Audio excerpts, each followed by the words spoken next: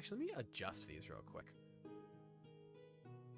Because they're all a little low. And I want to make sure that there's space for the next ones. Cool. All right. Now we begin the tale of Little Red Riding Hood. One which many of you are familiar with, most likely.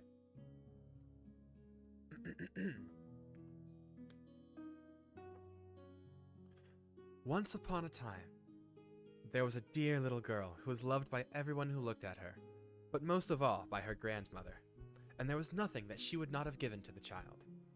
Once, she gave her a little cap of red velvet, which suited her so well that she would never wear anything else. So, she was always called Little Red Riding Hood. One day, her mother said to her, "Come, Little Red Riding Hood, here is a piece of cake and a bottle of wine. Take them to your grandmother, for she is ill and weak, and they will do her good. Set out before it gets hot, and when you are going, walk nicely and quietly, and do not run off the path.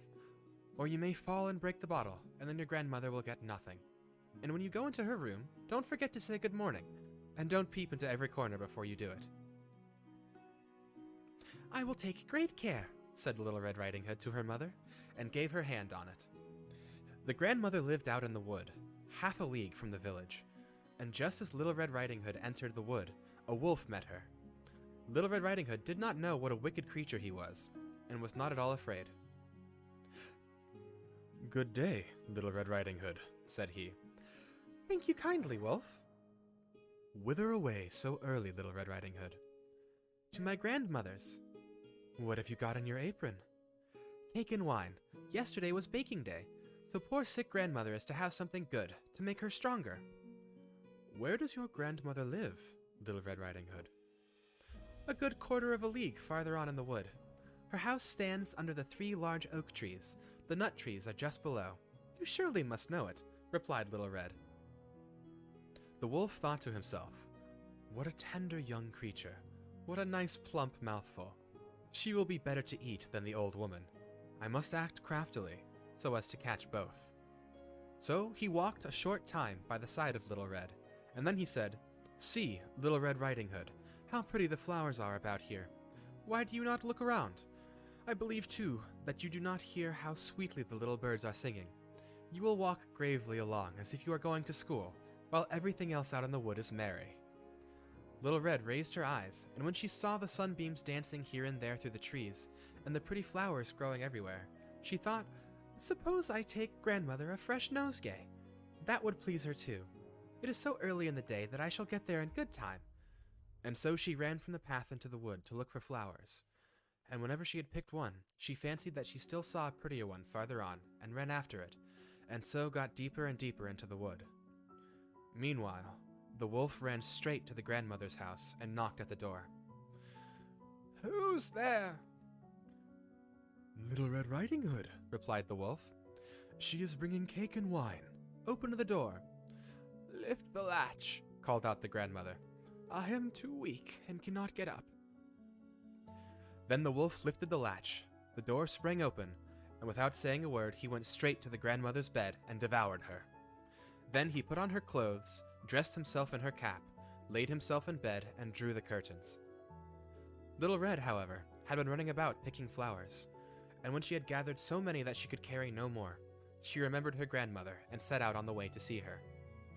She was surprised to find the cottage door standing open, and when she went into the room, she had such a strange feeling that she said to herself, "Oh dear, how uneasy I feel today, and at other times I like being with grandmother so much." She called out, "Good morning," but received no answer. So she went to the bed and drew back the curtains. There lay her grandmother, with her cap pulled far over her face, and looking very strange. "Oh, grandmother," she said, "what big ears you have." "The better to hear you with, my child," was the reply. "But grandmother, what big eyes you have," she said. "The better to see you with, my dear." "But grandmother, what large hands you have." "All the better to hold you with." "Oh, but grandmother, what a big terrible mouth you have." "The better to eat you with." And scarcely had the wolf said this, than with one bound he was out of bed and swallowed up Little Red. When the wolf had appeased his appetite, he laid down again in the bed, fell asleep, and began to snore very loud. The huntsman was just passing the house and thought to himself, how the old woman is snoring. I must see if she wants anything. So he went into the room, and when he came to the bed, he saw that the wolf was lying in it. "Do I find you here, you old sinner?" he said. "I have long sought you." Then, just as he was going to fire at him with his gun, it occurred to him that the wolf might have devoured the grandmother, and that she might still be saved. So he did not fire, but took a pair of shears and began to cut open the stomach of the sleeping wolf. When he had made 2 snips, he saw the Little Red Riding Hood shining, and then he made 2 snips more, and the little girl sprang out crying, "Ah, how frightened I have been! How dark it was inside the wolf!" And after that, the aged grandmother came out alive also, but scarcely able to breathe. Little Red, however, quickly fetched great stones with which they filled the wolf's belly, and when he awoke, he wanted to run, but the stones were so heavy that he collapsed at once and fell dead. Then all 3 were delighted.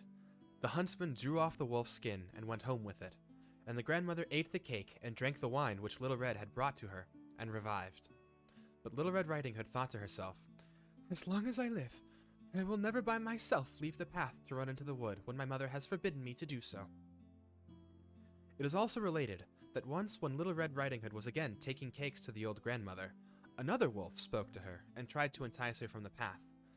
Little Red, however, was on her guard, and went straight forward on her way, and told her grandmother that she had met the wolf, and that he had said good morning to her, but with such a wicked look in his eyes, that if they had not been on the public road, she was certain he would have eaten her up.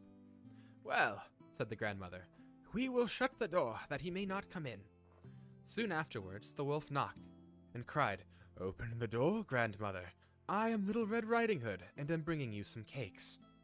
But they did not speak, or open the door, so the greybeard stole twice or thrice round the house, and at last jumped on the roof, intending to wait until Little Red went home, and then to steal after her and devour her in the darkness.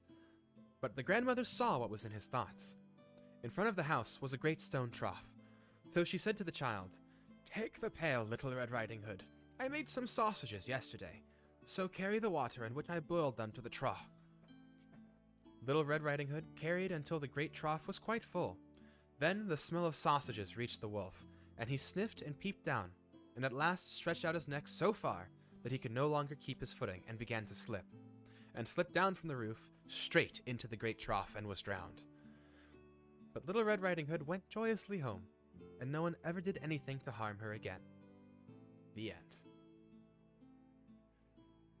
Oof, I don't know why I'm so... Hold on, I'm gonna get my slippers. I'm so cold. Yeah, Little Red Riding Hood